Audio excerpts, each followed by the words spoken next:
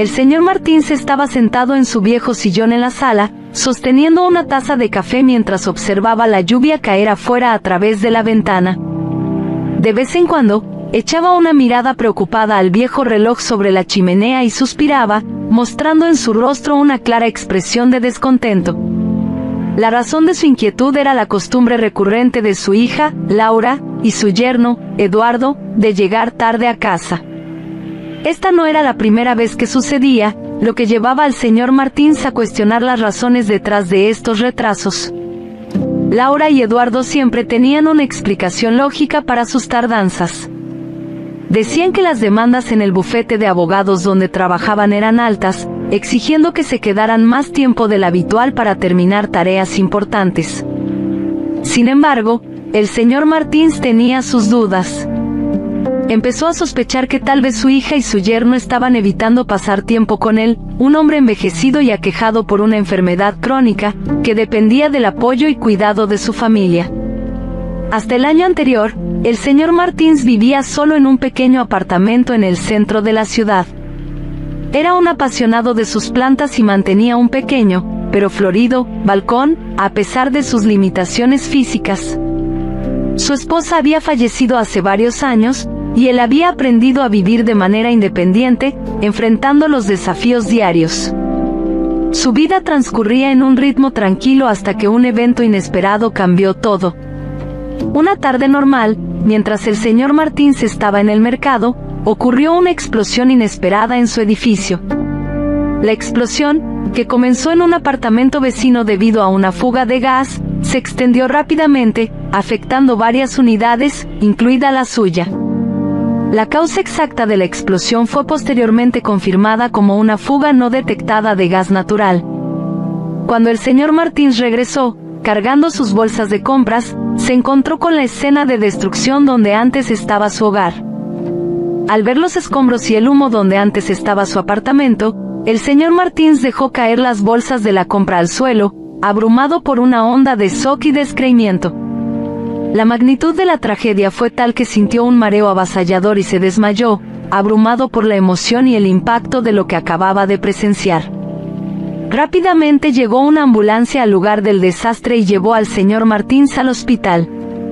Allí, los médicos diagnosticaron que había sufrido un derrame cerebral, provocado por el shock y el estrés del evento. La pérdida de su apartamento y todas sus memorias fue un golpe devastador para él, un desafío increíblemente difícil de superar. Como resultado del derrame, experimentó una parálisis temporal de sus extremidades, un desafío aún más significativo que la propia explosión. Pocas personas sabían, pero lo que más pesaba en el corazón del señor Martins era el sentimiento de ser una carga para la familia de su hija, que lo había acogido en su casa tan pronto como se enteraron de lo ocurrido. «Hija, deberías haberme dejado en el hospital o buscado un hogar para ancianos. ¿Por qué querrías esta responsabilidad?», dijo un día con la voz entrecortada, esforzándose para que Laura no viera las lágrimas en sus ojos. Pero Laura, al igual que su esposo Eduardo, rechazó esas sugerencias. Ella amaba profundamente a su padre y estaba dispuesta a cuidarlo, a pesar de los desafíos que la situación presentaba. En los meses siguientes, gracias a un tratamiento eficaz y a la determinación del señor Martins de recuperarse, comenzó a recuperar gradualmente sus movimientos. Primero, los dedos de las manos y los pies, luego, comenzó a mover los brazos y las piernas con más facilidad. El día que logró levantarse de la cama por sí mismo fue un hito en su vida. Fue en ese periodo cuando decidió que necesitaba dejar la casa de su hija y mudarse a una residencia para ancianos. Además, una vecina anciana en la casa de Laura y Eduardo también contribuía a la preocupación del señor Martins. Ella a menudo compartía sus propias inseguridades, diciendo: «Apenas pueden esperar para deshacerse de mí. Siempre se quejan si hago ruido, si dejo algo fuera de lugar. Me siento como si estuviera siempre en el camino, una sombra en sus vidas». Estas conversaciones perturbaban al señor Martins, dejándolo melancólico por el resto del día. También notó que Laura y Eduardo comenzaron a llegar cada vez más tarde del trabajo, a menudo después del anochecer. ¿Será que también están cansados de mí?, pensaba el señor Martins, mientras esperaba ansiosamente el regreso de la pareja cada noche. Laura y Eduardo llegaron bastante tarde esa noche, y al entrar en casa, se encontraron con una sorprendente declaración del señor Martins, quien los esperaba. «Hija, yerno, he pensado mucho y no quiero ser una carga para ustedes. Por favor, consideren llevarme a un asilo», dijo con una voz firme pero temblorosa. Laura y Eduardo intercambiaron miradas cargadas de preocupación y luego bajaron la vista, sin saber cómo responder. El señor Martins interpretó su silencio como un acuerdo reacio.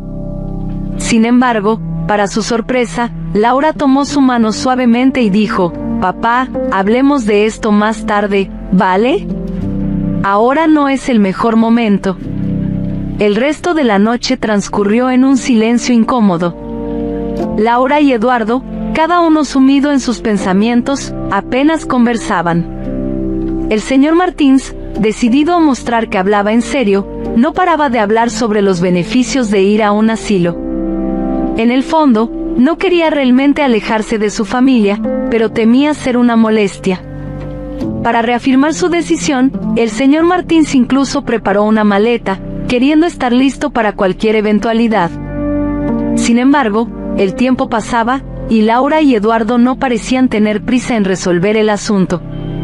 El anciano, cada vez más obsesionado con la idea, perdió la tranquilidad, aferrándose a la esperanza de que en el asilo podría cuidar un jardín, algo que le había brindado gran alegría en su antigua casa.